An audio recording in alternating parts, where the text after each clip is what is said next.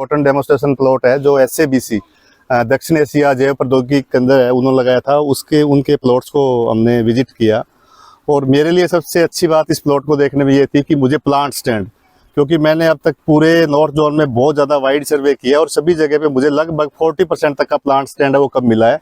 पर इस प्लॉट पे सबसे ज़्यादा अच्छी देखने वाली बात ये थी कि मुझे प्लांट स्टैंड मोर देन 95% जो भी इन्होंने डेमोस्ट्रेशन किया उसमें सभी में इसमें 4 अलग अलग तरीके से इन्होंने अपने प्रदर्शनी प्लॉट लगाए हुए हैं। उसमें एक तो पॉली मल्च का लगाया हुआ है, एक जो राइस बेस्ड है उसकी मल्च लगाई है, रेज्ड बेड का लगाया, फ्लैट बेड का लगाया, साथ में ड्रिप इरिगेशन का और उसमें भी फर्टिगेशन का।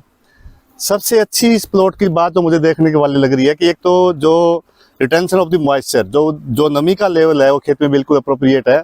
फर्टिलाइजर है वो बिल्कुल अप्रोप्रिएट गया है और वेस्टेज ऑफ फर्टिलाइजर है वो नील है, क्योंकि जो आमतौर पे किसान ब्रॉडकास्टिंग करते हैं फर्टिलाइजर की वो इधर उधर फैलता है, पर ये रूट जोन में फर्टिलाइजर गया है। और उसको देखते हुए प्लांट की ग्रोथ, इस स्टेज पे प्लांट की ग्रोथ है बहुत ही अच्छी ग्रोथ है। और जो स्क्वायर और फ्लावर्स, मुझे सिक्वेंशियल फ्लावरिंग इसके अंदर मिल रही है, रिटेंशन मिल रही है और स्क्वायर ड्रॉपिंग बिल्कुल मिनिमम है।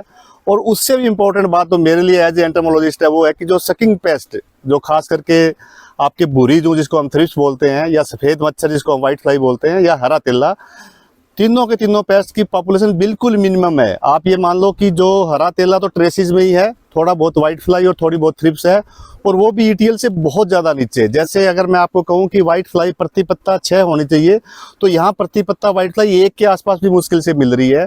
थ्रिप्स के काउंट भी बहुत कम है, तो ये भी इसकी अच्छी बात है। तीसरी बात, इसमें जो स्क्वायर ड्रॉपिंग जो देखने को मैं देख रहा था वो स्क्वायर ड्रॉपिंग बिल्कुल भी नहीं है। तो क्रॉप की स्टेज भी अच्छी है, एज के हिसाब से उसकी ग्रोथ भी अच्छी है, स्क्वायर रिटेंशन भी बढ़िया है, प्लांट स्टैंड भी अच्छा है। और आगे इस क्रॉप को देखना है क्योंकि इसका जो मैनेजमेंट, जो आगे वाला पोर्शन है वो चलना है, क्योंकि क्रॉप ने पहली विंडो क्रॉस कर ली है। जो 0 से 60 डेज की फर्स्ट विंडो है वो क्रॉप ने बड़ी कंफर्टेबली क्रॉस की है। 60 से 90 और 90 से 120 की 2 विंडो बड़ी इंपॉर्टेंट क्रॉप के लिए रहने वाली है। उसमें इसके अंदर जो भी हम जो नई टेक्नोलॉजी के साथ जो भी IPM का कंपोनेंट है या न्यूट्रिएंट मैनेजमेंट का कंपोनेंट है, वीड मैनेजमेंट का कंपोनेंट है, वो अप्लाई करके और उसके बाद देखते हैं कि इसका पॉली मल्च के साथ या नॉर्मल मल्च के साथ, ड्रिप के साथ या फ्रिक्टिगेशन के साथ हम कितनी जो यील्ड के अंदर है वो एनहांसमेंट लेके आ सकते हैं और किस तरीके से हम कॉटन को रिवाइव कर सकते हैं नॉर्थ जोन में, जो एक हमारा सबसे बड़ा इश्यू है वो बनता जा रहा है।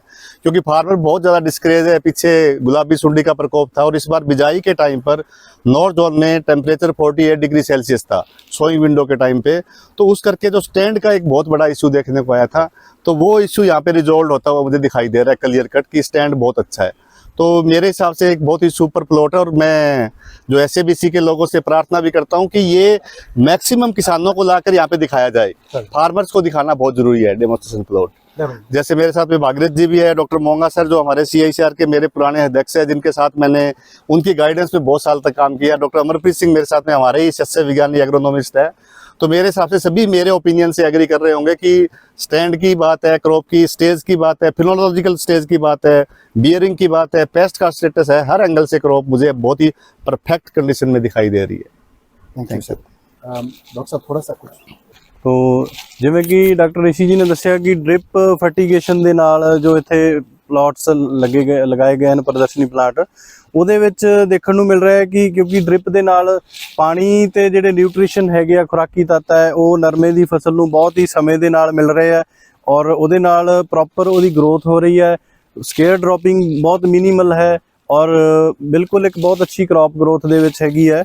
ਔਰ ਦੂਸਰਾ ਹੈ ਕਿ ਉਹਦੇ ਨਾਲ ਵਾਟਰ ਕੰਜ਼ਰਵੇਸ਼ਨ ਦੇ ਨਾਲ ਆਪਣਾ ਜਿਹੜਾ ਹੈ, ਕਿਉਂਕਿ ਡ੍ਰਿਪ ਦੇ ਨਾਲ ਸਿੰਚਾਈ ਕਰ ਰਹੇ ਆ ਤੇ ਵਾਟਰ ਕੰਜ਼ਰਵੇਸ਼ਨ ਦੀ ਆਪਾਂ ਕਿਉਂਕਿ ਅੱਜ ਕੱਲ੍ਹ ਵਾਟਰ ਕੰਜ਼ਰਵੇਸ਼ਨ ਦੀ ਲੋੜ ਹੈ ਤੇ ਬਹੁਤ ਹੀ ਮਿਨੀਮਲ ਪਾਣੀ ਯੂਜ਼ ਹੋ ਰਿਹਾ ਹੈ।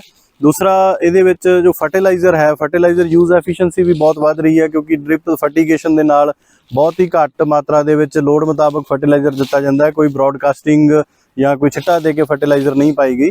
ਉਹਦੇ ਨਾਲ ਜਿਹੜੀ ਕ੍ਰੌਪ ਦੀ ਗਰੋਥ ਹੈ ਉਹਦੇ ਨਾਲ ਬਹੁਤ ਕਾਫੀ ਇੰਪਰੂਵਡ ਹੈ।